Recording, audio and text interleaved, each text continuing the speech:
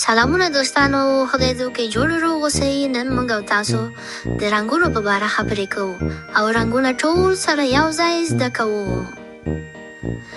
زما په لاس کې څه شی دی؟ پوخانه ده. دا پوخانه څه رنګ لري؟ سپینه. واوره هم سپینه ده. هو دا څه شی دی؟ دا پیشکه ده. دا پیشکه تور رنګ لري. مار ژیړ دی. زما په لاس کې توپ دی. دا توپ ژیړ رنګ لري.